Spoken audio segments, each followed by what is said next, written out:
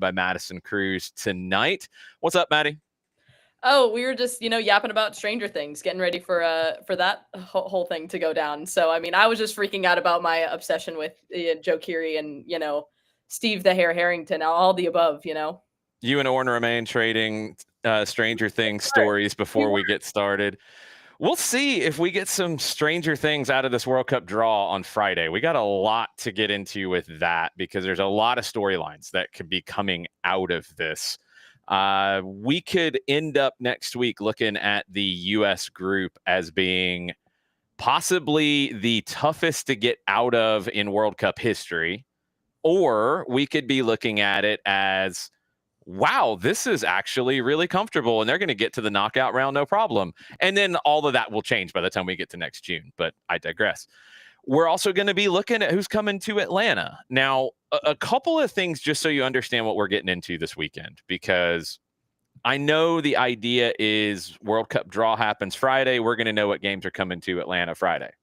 We're actually not. We're going to know on Saturday. The schedule is going to come out at noon on Saturday.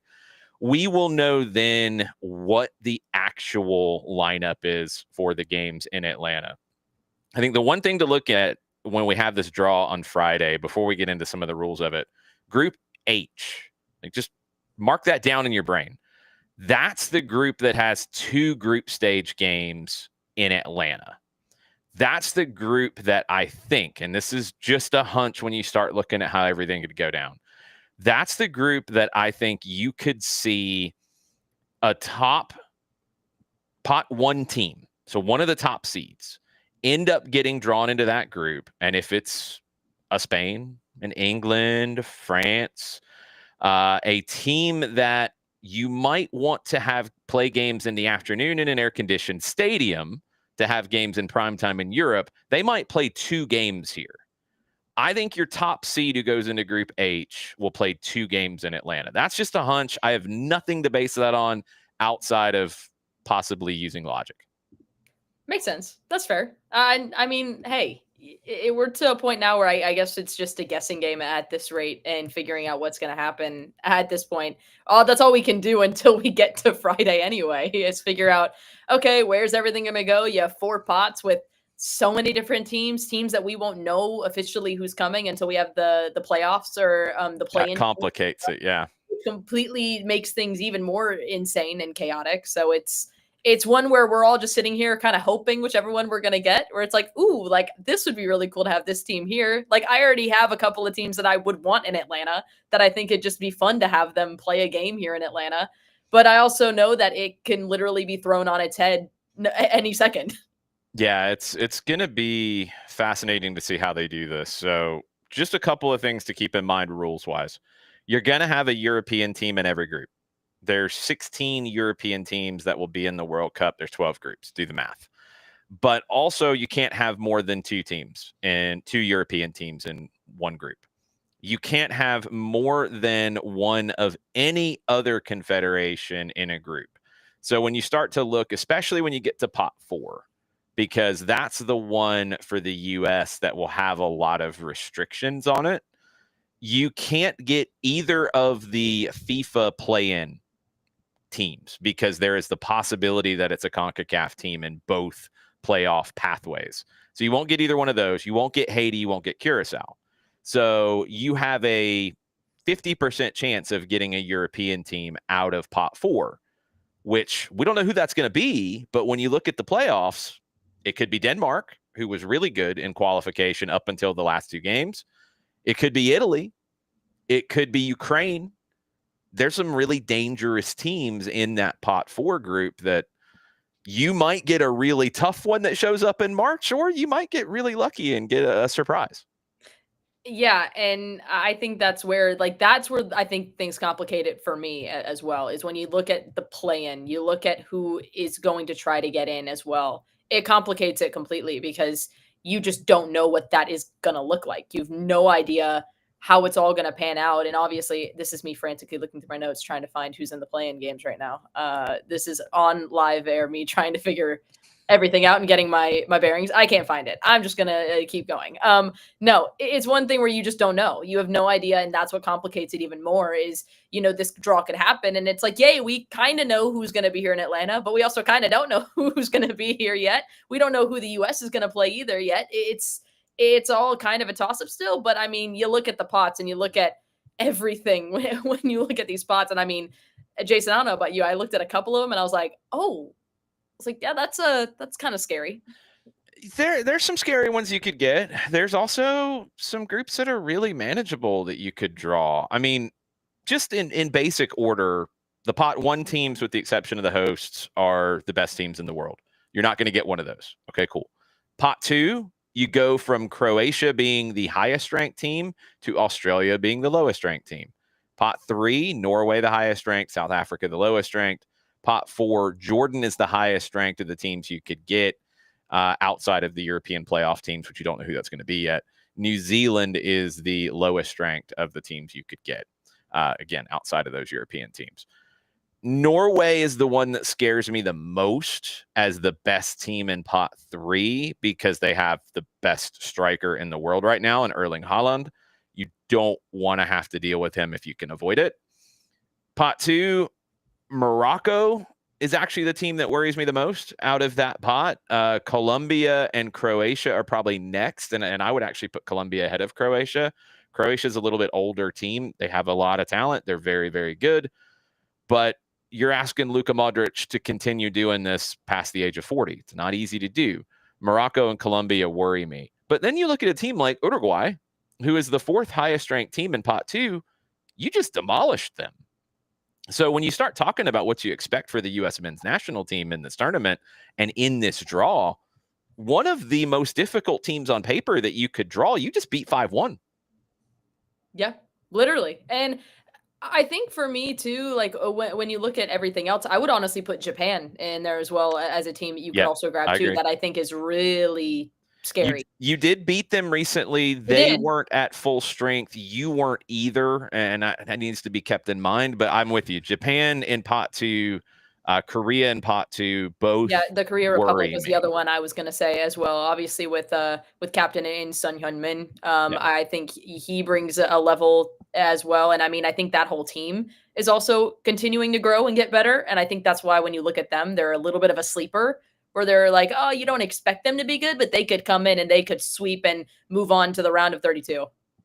Yeah, they are definitely a team that can move into that 32. And that's the other thing to keep in mind with this World Cup, which is going to be a bit of a throwback for some of us OGs here, where you had third place teams that would get into the knockout round.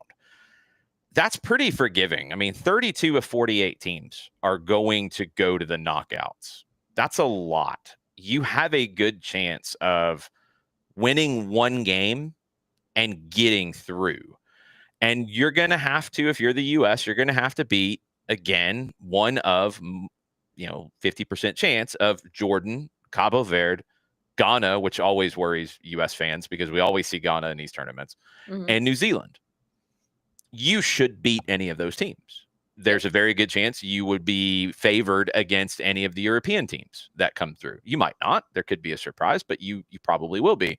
You will probably be favored against any pot three team you would get outside of Norway, and that would probably be more of a toss-up.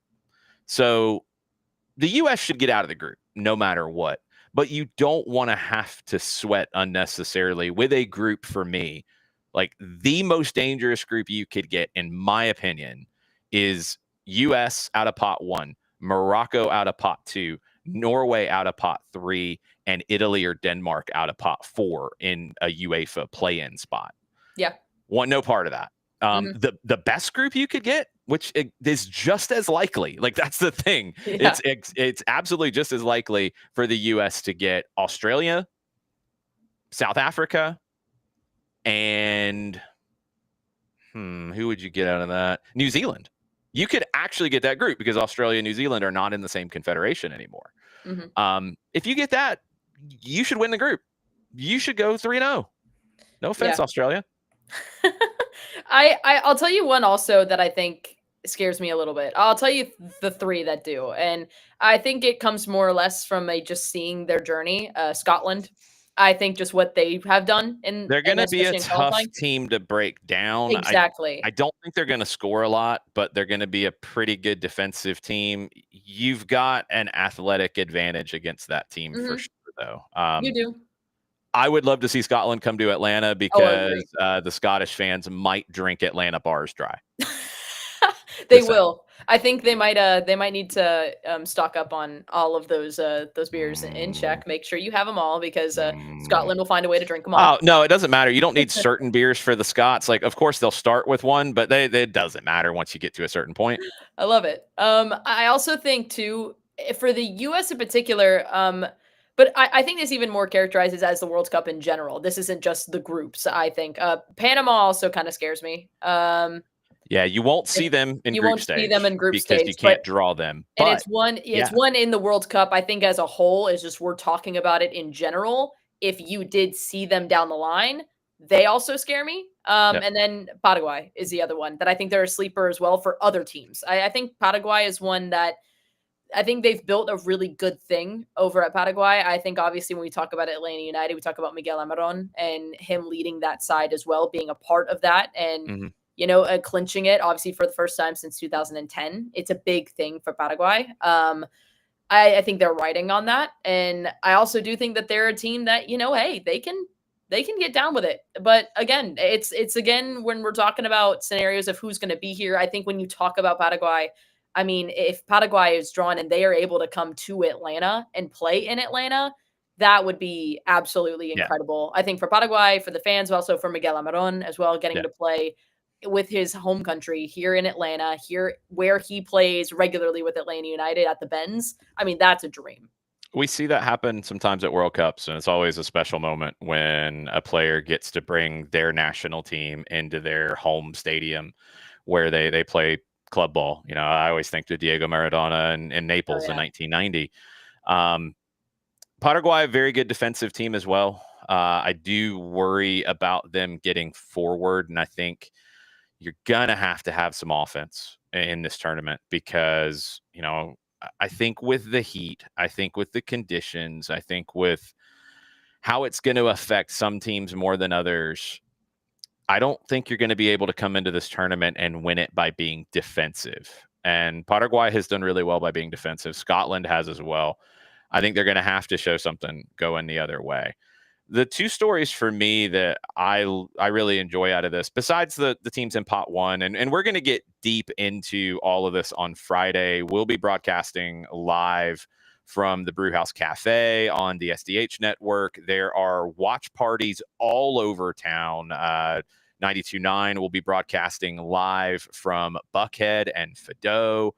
Decatur has a watch party at Benchwarmers. There are multiple others that I've seen advertised. It's really cool that everybody's getting pumped about this. So we'll be getting into all of this all week long on all of our platforms to talk about it.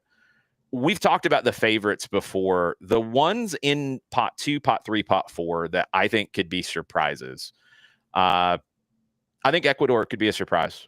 I think Sebastian Becasese and the way that he has brought this Ecuadorian team up, that's some of the most top tier young talent in the world right now. He just had Arsenal go out and sign on basically like a futures contract two 16-year-old twins who play for Independiente del Valle because they're already rated highly. You have Kendry Paez, who is already on Chelsea's books at 18. He could be one of the breakout stars of this tournament if he puts it all together. Pot three, I mean, we've talked about Norway. You mentioned Panama. I think they're going to be an interesting one. Pot four, don't discount Cabo Verde. They were really good in African World Cup qualifying and beat heavyweights. I think those teams are going to be a lot of fun to watch. There are some coming into the tournament who aren't playing well, and we'll see. There's always going to be some good team that does really poorly. There's going to be some big surprise that comes out of nowhere. Generally, once you get down to the final eight, you're down to the heavyweights. And nothing's changed for me out of who I see in that class. To me, this tournament will come down to some combination of Brazil, England, France, Argentina, and Spain. I think those are your best 5 teams in the world right now. They are your ranked 1 through 5. I would agree with the FIFA rankings in this case, and I would actually probably put them in the FIFA ranking order. Spain 1, Argentina 2, France 3, England 4, Brazil 5. I think it is that good. Before we go to break quickly, Maddie, there was news that came out today. U.S. men's national team coming to Atlanta in March of next year with friendlies against 2 teams that you cannot be drawn with, Belgium and Portugal, both at the Benz. How pumped are you to see the U.S. at the Benz? Yeah, really excited. Obviously, since we know that the U.S. Training facility is going to be here, obviously in Fayetteville, in Georgia, it's really cool to get 2 matches, especially I think of that caliber. Obviously, coming to Atlanta, it's a really good test, I think, for this U.S. men's national team side before you even head into the World Cup. I look at that Portugal matchup as a big one, a big opportunity to really stand up and see it. Also, even the other one too. I think both of them, they're 2 really solid caliber teams that you're going to be going up against, and you're going to be facing in front of your home side, Belgium and Portugal. I mean, they're the 2 right now. You look at pot one all the way down. I mean, that's solid competition, and that's what you want to face before you head to the World Cup. And getting to do it, especially in Atlanta, in the home of U.S. soccer in Georgia, you get to do it there in front of home fans there. I think Atlanta's going to light the place up. I think we might break a couple sound barriers at the Benz. Maybe you gotta just Possibly. pack it in. But I think it can be done, and I think what a way to do it, especially when you go up against Belgium, and then hey, you get to go up against Cristiano Ronaldo in Portugal. Potentially. We'll see if he's there for that team at that time. We'll see if he starts. He might need some time off before you get to the World Cup. Who knows? He's getting up there in age. It's going to be a lot of storylines before we get there. That'll be in March. But when we come back on the other side of the break on AST, we're going to get into MLS Cup and all the news around Major League Soccer. It's Miami and Vancouver on Saturday. We've got your preview coming up right after this on 92.9 The Game and the Odyssey app.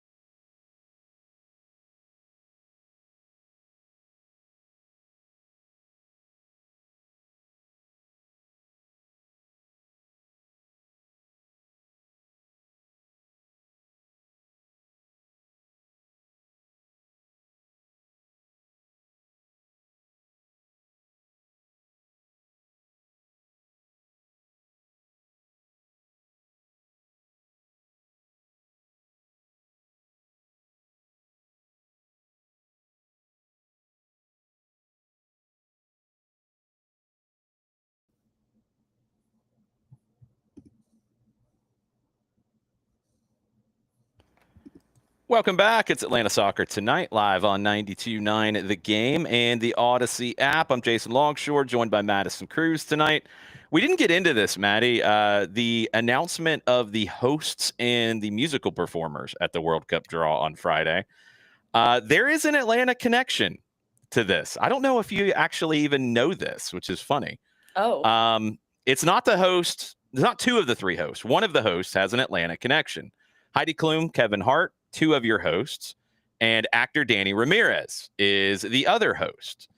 Danny Ramirez, you probably know him as Joaquin Torres in Captain America. I know exactly the connection you're talking about too. He was in Top Gun Maverick. He's been in a ton of different things. He is preparing his feature directorial debut, Baton, which is a soccer drama that he wrote and will star in and will feature Oglethorpe University, where Danny played soccer before going on to NYU and chasing his acting dreams. Yeah. No, I remember it was a great time getting to do my Oglethorpe doc for SDH last year. And it was very funny having that conversation with John Aiken, talking about him being like, hey, if you didn't know, I coached him for a little bit. And I was like, so who's playing you in the show, John? He's like, I don't know. I don't know who they've gotten to play him. I'm sure he's going to have a cameo in there somewhere. He has though. to. He has to. I would be upset if there wasn't. Yeah, it's going to be good times. We'll keep you posted on everything with that coming up. Before we get to Friday and World Cup draw and all of that, we've got to talk about the game that's coming up on Saturday. It's a huge MLS Cup final. I think it's maybe one of the best MLS Cup finals that we've seen in league history. It's Inter Miami hosting the Vancouver Whitecaps in Fort Lauderdale. Make your jokes, that's fine. Their new stadium is getting close to opening in Miami, and the videos and pictures that we're seeing out of it look really amazing. They're not going to get to play their first final there. They're going to maybe send out Chase Stadium with some glory. Miami has been the best team in the postseason. They've scored a ton of goals. Lionel Messi has been flying. Tadeo Ashende has been flying.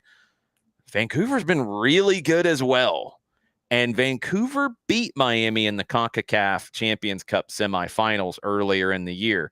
Both teams are different. I think both teams are better. What are you looking forward to in this matchup? I think I agree with you. I think it'll be a really fun MLS Cup because I think a lot of goals will be scored. I think a lot of goals will be scored. I think a lot of them will be scored. I think they'll be scored in a very dramatic way. I could see it almost being kind of like that LAFC Vancouver game that we saw back in the playoffs a couple matches ago. I could see it being something like that, which is actually, if you are in tune with SDH and soccer over there and our picks of the week, I did pick for it to end in a draw and it goes to PKs and Vancouver wins. I could see it. Miami's the favorite. They should be. They should be. Absolutely. They're at home. They've been wrecking people in the postseason. Vancouver is really good, though. And I think what's so interesting about this, and it does tie into what we hope to see with Atlanta United in 2026, and we'll get into them here in just a minute as well. Two first-year managers with their clubs. Javier Mascherano, first year at a club level, period. Jesper Sorensen, first year in Vancouver. You had first-year managers in the semifinals as well with Pascal Janssen and with Mikey Veras. Tata Martino, it's not his first year in Atlanta ever, but it's his first year back coming up next year.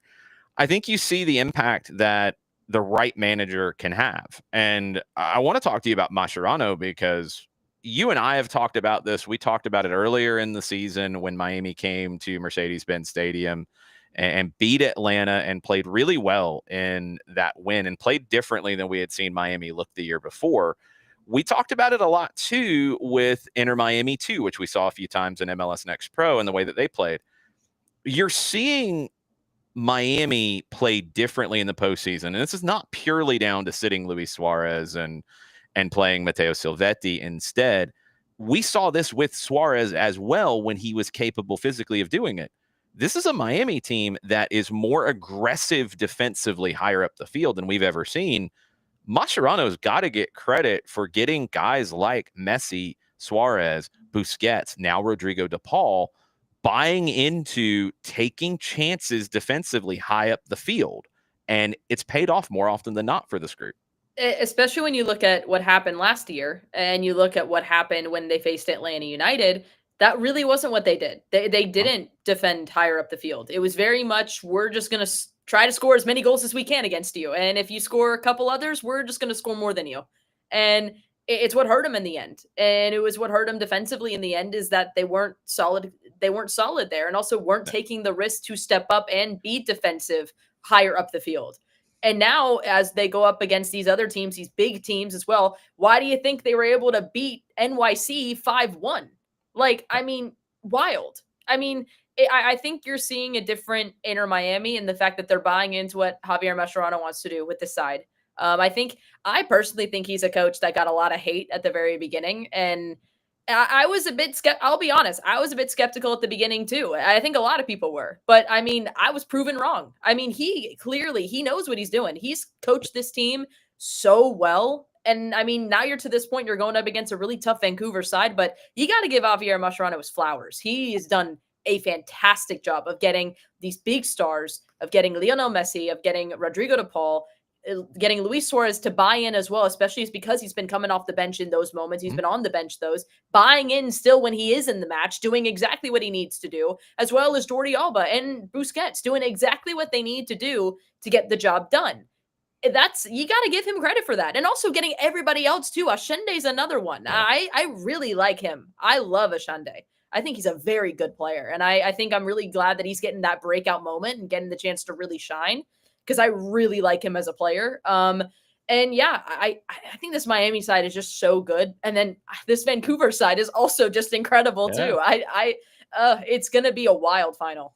Yeah, it's going to be a really good one. Noah Allen's another player for Miami that I've been really impressed with, and I did not think you could make him a center back and be a center back in a top team. Totally wrong. He's shown that he can do it. He's very versatile. I think we're learning more and more that positions and putting players in a box is just not the way the game works anymore. Players have to be able to play different spots, and it's about fit with the people around them more than a certain profile or where they might have played when they were, 18 years old. Sebastian Berhalter is another one who can play a lot of different positions. We saw him drop to right back in that game against LAFC when they went down to 9 players and helped get them through it. Berhalter's a player who would love to be here in March with the U.S. men's national team against Belgium and Portugal. His play has put him into that conversation. And I think, the conversation around, and Mascherano, I think some people have not allowed themselves to admit that they were wrong.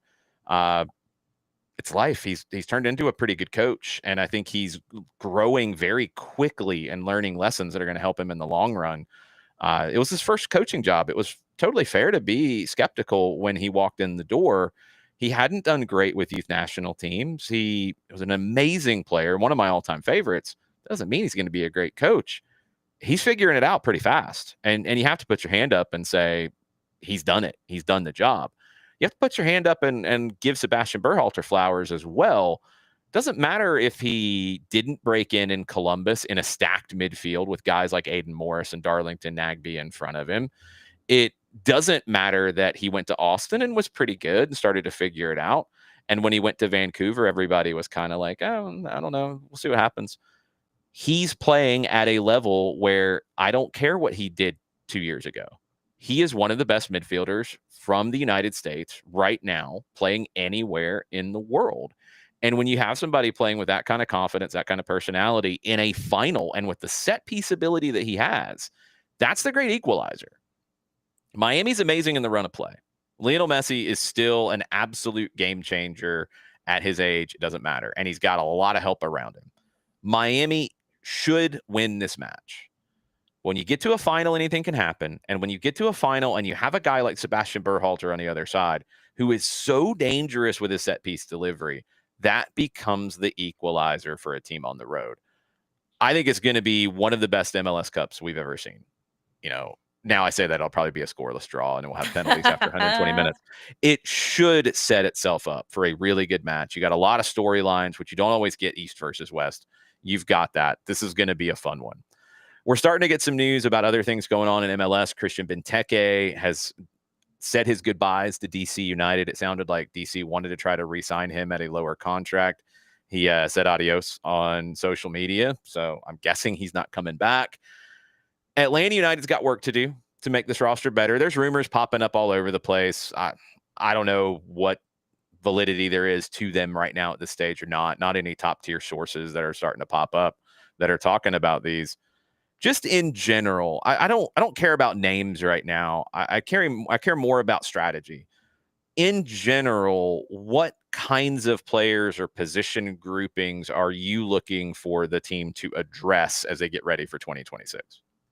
I think for me, I think the biggest thing is I think production, I think up top, especially in the Mhm. offense area. And I think a big one was talking about that left wing position. I think it's talking If you about the play area. 4-3-3, yeah. Exactly. If you play a 4-3-3, but also, I mean, I'm even just talking in general, no matter what position or what formation you play. I think if you're looking for Well, someone on that side too, but again, we've it seen kind of production. matters. It Yeah, kind of matters what your shape's going to be, it and does. I think Tata can mix and match, and you're going to need somebody who can start on the left wing for you because you're going to play some 4-3-3. Yeah, But there is a scenario where you go more 3-4-2-1, which we've seen this we team have. do in the last few years. We saw Atlanta United 2 do it a lot this past season. A lot of teams are starting to play that kind of a shape where you don't really have a left winger, you have more of a left wing back, Yeah, which could be a fullback playing higher up the field. It could be a winger playing a little bit deeper. We've seen teams do both. That gives you a little bit of an out. I'm with you in terms of production up top. I don't know if that comes from an acquisition or not. hmm, yeah, You look at fullback in general right now. Pedro Almodovar is under contract. Matt Edwards, Dominic Chonqui are under contract. But right now, Brooks Lennon and Ronald Hernandez are not under contract. Ronald has been negotiating with the club last we heard. Brooks has said his goodbyes. You're going to need a right back, whether that is Ronald or someone else. I think that, to me, along with the goalkeeper question, yeah, are the two biggest ones for when you sure. start to look ahead to 26. Because you look at who you have as well, and you also do have Saba Lobjanidze, who has Mhm. filled that role very well. Luke Brennan, who I think especially too, and they need, and I think especially in 2026, it's about I think finding that connection. It's like we've been talking about earlier with Inter Miami. It's about making those connections a bit stronger, and then I think you can see a lot more of production going up top. And I think Yeah. once they get the opportunity to really mesh and blend more, we're going to see that I think from all of them, from Miguel Amaron, from Latte Lath, as well as Jamal, and then Alexi in the midfield, really working things out. I think it's really going to come together. Yeah. I agree with you. I think goalkeeper position is a question, obviously, with Josh Cohen being not being picked up as well. Jaden Hibbert's was, Yeah. but Before we go to break, I've got a question about goalkeeper. all right, let's So do it. we Let's do know it. Gazan has retired. We know Cohen is not coming back. Ransom, Donaldson, too far away. They're not going to factor into the first team as of yet. Mhm. You have Hibbert. You're going to have to go sign players. Do you, if you are wearing that hat, and I'm not worried about player names. I'm worried more about the idea of who you're going to get. Yeah. Are you going to get a number one and have Hibbert as your number two this year? Or are you going to get a 1A or 1B, depending on how things come together, and give Hibbert the opportunity to win the job in preseason if he can do it? Oof. You know what? I think you go get maybe a number two, maybe someone with a little bit of veteran experience who has played a little So, bit. so you would go with Hibbert into the season on I your would. depth chart as one. I would because Okay. I think what he's shown, I think at the end of the season, I think he deserves the opportunity to at least fight for it at the beginning and to prove himself there.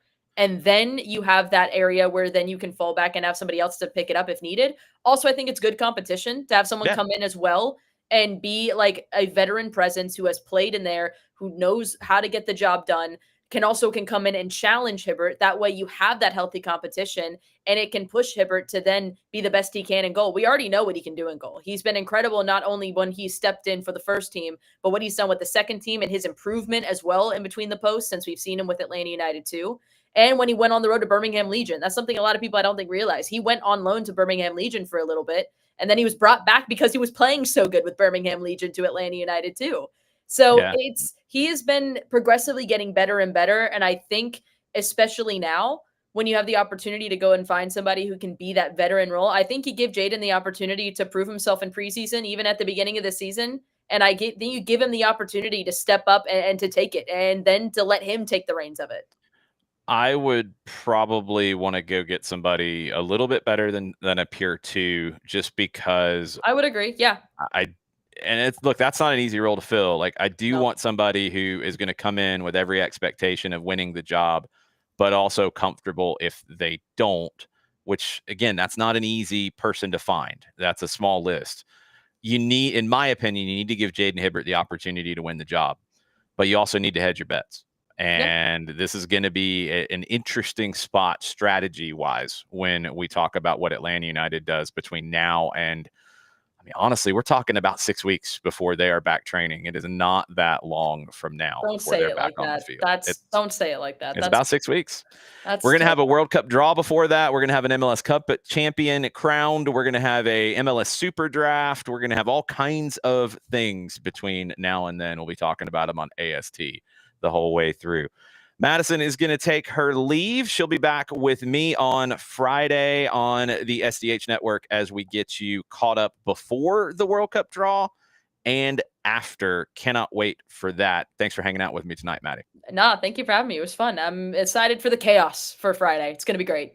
Total chaos coming up on Friday. But before we get there, it's the 3-4-3, three local stories, four headlines, three things that make me smile about this game that I love so much. Coming up on the other side of the break on 92.9 The Game and the Odyssey app.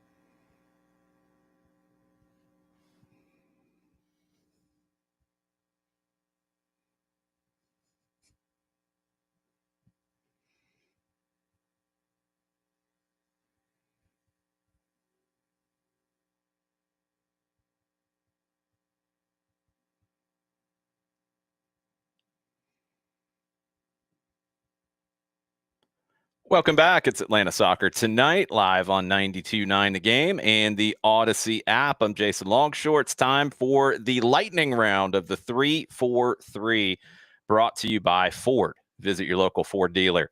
3 local stories, 4 headlines from around the world, 3 things that make me smile about this game that I love so much. Let's start on the local side. Let's start with Emory. Their women and their men's teams are both headed to the D3 NCAA Final Fours. The men have never been to the Final Four before. The women were there last year, so back-to-back for Sue Patberg's side. The men, I had a chance to check in with them at training today before they make their trip to Salem, Virginia. They're going to play Trinity from Texas in the semifinal on Friday. Didn't get a chance to talk to head coach Corey Griner. He is battling the flu and not going to be a fun bus ride to Virginia tomorrow for him. He was taking the night off. I talked to assistant coach Clayton Schmidt and center back Michael Constant at that last training session tonight. Here's what Clayton had to say about what the team has to do well to win the national title. I think it's both sides of the ball at the, Final Four and national championship game is that there's a huge emphasis on being attuned on set piece, dead ball situations, whether it's a long throw, which at this point everybody has a good long throw in, corner kicks, free kicks, one guy being able to unmark themselves and get on the end of something, or, get on a second ball that results in a goal scored, as we've done some in a timely manner fairly consistently through UA and postseason. That's probably the moment that could make or break what could be, a national championship, winning or losing moment for anyone in the Final Four. But I think that we've got a good game plan for how we want to attack those moments, and I expect us to be successful on that. And then above all else, the soccer piece and breaking teams down, I think that we're able to do that as well, and that the set pieces, kind of like the icing on the cake. Set pieces looked really good for Emory at training tonight. Here's their junior center back, Michael Constant, on the team's culture that has been so important in getting them to the Final Four for the first time. I think it's a lot of doing the little things right. I mean, we always say the details matter. Griner says that all the time, and I think we've really taken that really valuable. And I think that having those core leadership guys who really emphasize, hey, these details matter, getting the bibs for practice, the balls, the cones, getting everything ready, making sure we're all good for the travel weekends so that we can play to our best level, because travel is a big thing for us, especially in the UAA. Yeah. It's tough to go to Pittsburgh, all these places, and get a win, get a result. And I think definitely had some hiccups along the way, but I think we've really built something here that can last for other seasons too, especially this year. Yeah, and the UAA conference for Emory, they have to go to Chicago, Pittsburgh, New York. Not easy trips, and that culture is such an important part of them getting to their first ever Final Four since the program started in 1959. Both Emory teams are there.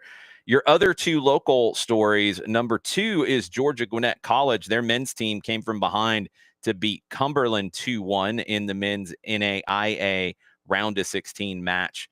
In the national tournament, round of 16 goes to the national tournament in NAIA. They're at Orange Beach, Alabama Sportsplex.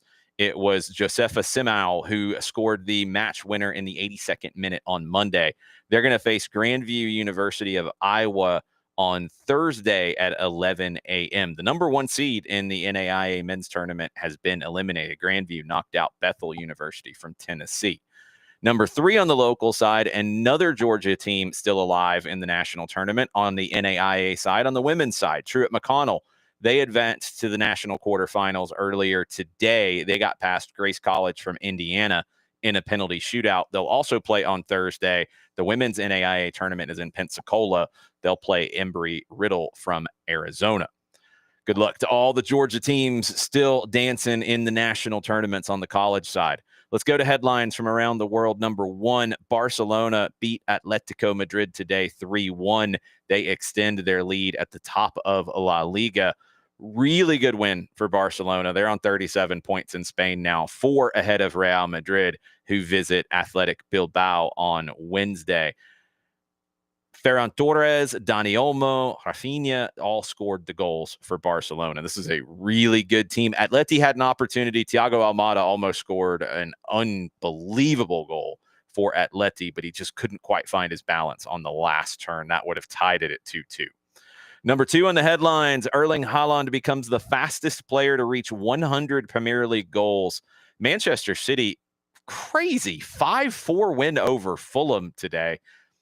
City right now is a team that you have to watch because they are so inconsistent, but they're so good that it's generally leading to a lot of goals and a lot of chaos. Phil Foden scored twice. Tiana Reinders scored. Sander Berge had an own goal. Haaland scored. That gave City a 5-1 lead. Fulham scored 3 in the second half to make it a really tight finish. City are in second place on 28 points. Arsenal have 30. They host Brentford tomorrow. Arsenal with it ended up being a really good draw against Chelsea over the weekend. Chelsea played with 10 for a long stretch, took the lead. Arsenal fought back and got a point out of that.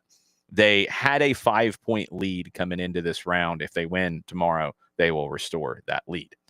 Number 3 on the headlines, Claudio Pina of the Spanish women's national team scored 2 superb second half goals as Spain retained the UEFA Women's Nations League title with a 3-0 second leg win over Germany in the final earlier today. It was a scoreless draw in Germany on Friday.